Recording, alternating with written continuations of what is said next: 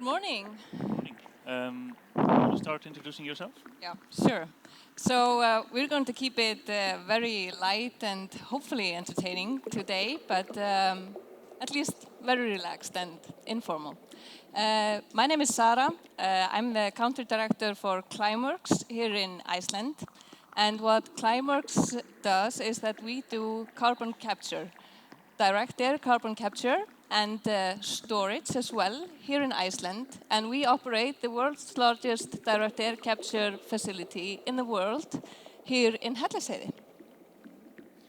My name is Guðfinnur Sveinsson, or Guðfinnur if you are Icelandic. I'm the CEO and co-founder of Brineworks. We almost have the same name as Climeworks, but we are doing a slightly different thing. So what my company is doing is we're developing the technology, so an electrolyzer, a breakthrough electrolyzer that is driving down the cost of capturing CO2 either out of seawater or out of air. And we're a team of mostly scientists. This is almost what my work looks like. We're based in the Netherlands, in Amsterdam. Yeah. So Climeworks is originally a Swiss entity that was founded in 2009. We have been in operations here in Iceland with a plant of commercial scale since 2021. And yeah, like I said, just opened up a year ago, actually, our largest plant, Mammoth. So me and Guðfi, we fight for a similar cause, and our synergies is the usage of CO2. So what Climeworks is focused on is removing CO2 from the atmosphere to contribute to our mission, of course, to be able to reach net zero in 2050. But Guðfi, although you're not removing the CO2 and permanently storing it, you are utilizing it. Yeah, so I can tell you a little bit about that. So our technology, as I mentioned, we're building a next generation electrolyzer, and electrolyzers are something that I didn't know a lot about a few years ago because I did not study science, although my colleagues did. The electrolyzers are kind of the key to driving down cost of CO2 removal.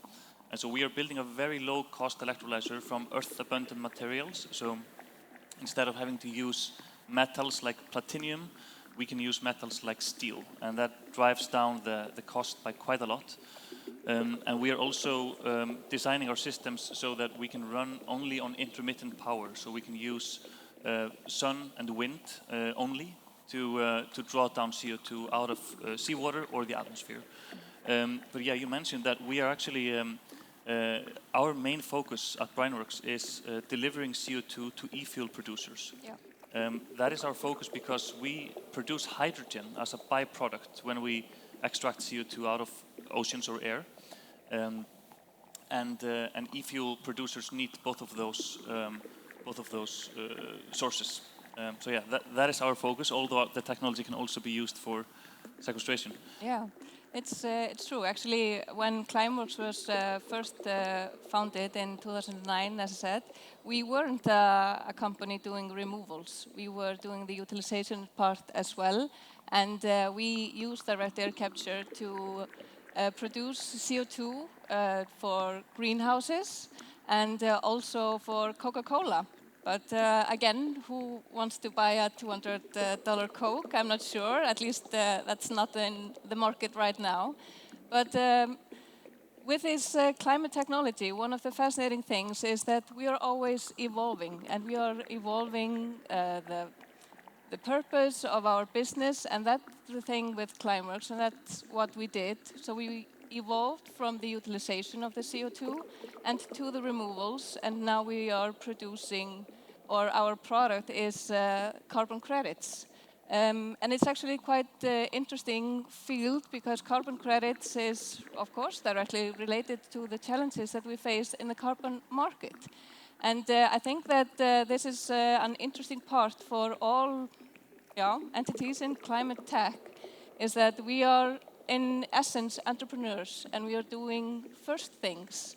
And when you're doing something for the first time, you need to have good relations with government, you need to have good relations with other stakeholders, and it can be quite a challenging and, of course, a really big challenge to be mindful of the funding that you have while you're trying to trailblaze new technology, trying to pave the way for government to drive regulation and legislation, and also to create a market value and to create a market where you can actually sell your products. And that's the role that many of the climate tech companies have been put in, that they will need to be able to do everything at once. And I think that's one of the main probably challenges. You probably have experienced it yourself. Absolutely, and I think you bring up a very good point about the markets. You know, what markets are we depending on to scale up these technologies? So we are, at least many of us, in the business of getting to sustainable CO2 or green CO2, and the question is, where can we sell it? The reason that Brineworks is focusing on the e-fuel market is because we have pretty strong regulation mandates now, both in the EU and in the UK, around aviation fuels and maritime fuels. Those markets, for those that don't know, if you want to make sustainable aviation fuel, you always need CO2 and hydrogen to build the molecule of sustainable aviation fuel. The new regulations in the EU and the UK, they mandate airlines to use a part of their fuel source it needs to be sustainable. So it needs to be made out of those sources. If you don't fulfill those mandates, you pay fines that are almost double the price of even expensive sustainable aviation fuels. Exactly. So this is the reason we are focusing on e-fuels now, although getting to more efficient technologies will also help for the carbon removal market in the long term. But yeah, those are some of the tailwinds that we are using to scale up our technology. But you also mentioned the challenges around political support. Yep. And I want to mention that, and I honestly just wanted to mention it today because we had some not great news in the past few days, and also not really not the most positive news coverage in some of the Icelandic media. And I think, you know, for especially the Rust project, I want to give a big shout out to the Rust team. I know they're here in the hall. I know that they've been doing an amazing job in engaging with communities around Hvalfjörður, and the news that came out 2 days ago. I really hope from the bottom of my heart that we will have a positive resolution from this. It is very important that the politicians in Iceland and other countries around the world have the guts to support those projects. Even though the regulation is unclear at this moment, we need to support. We have the best scientists in the world in many of these cases, non-profits that are trying to do science in the field, and it's in my mind unacceptable that politicians are not able to back that up. Yeah. And so yeah, we have tailwinds in some cases and sometimes challenges on the political scene. Yeah, I completely agree, and I think this is a discussion that we as an industry in green tech shouldn't shy away from. We should definitely be addressing this issue, and I just totally agree with Guðfi, because in my experience, it's been to dealing with government. It's been quite interesting to see that they're all for. It's all A for effort. They're all up for the conversation, but in the end, when push comes to shove, where you really need to have a deep dive conversation on how to move the needle, how to make the changes and what needs to be done so that everything that you have here in the laboratory can be made possible, and again, push for the future. Then you get into politics. And into politics, where it's, of course, very sensitive, and I get that. But people in politics, they shouldn't, again, shy away from this challenge. If they are here to support the cause, then they should definitely back it up. And like, for example, the case that you mentioned with Rust, the answer cannot be the legislation is too unclear, and that's why I'm going to say no. The answer has to be the legislation is unclear. We're going to find out how to make it work. put everything that we need to do so it can be operated in a safe environment and fulfill the cause that we're trying to achieve. That needs to be the answer. It cannot be that the innovative companies and the great minds, they cannot do all the work. So we need definitely clearer support. But Guðfinnur is in a good position with, because he's in a sector that's serving the hard-to-abate industry, for an example, like aviation and the shipping industry. So we want to have clarity, and we want to have clear rules that we can and know how to play by. And I think that that's at least somewhere where we can work together better. And yeah. Absolutely. I'm thinking if we should use the last 5 minutes to maybe share some of the future plans for our companies and what we are most excited about. Do you wanna go first? I can go first, definitely. So what we are doing is we are very now focused on advancing our technology, of course. We need to make it more efficient, not only for the usage of the renewable energies that we have, for an example, here in Iceland, where we get abundance of renewable energy from our partner ON, both the hydro and the electricity. So we are focused on that, making it better, but we also need to do that because we need to lower cost. We need to lower the operation cost because this needs to be an economically viable product as well. And that's why the scale-up is so important. And to achieve that mission, of course, we need funds and we need patient capital that can take on this journey with us to scale up this great technology that can and has been proven to be a key player in the removals of CO2 for the future.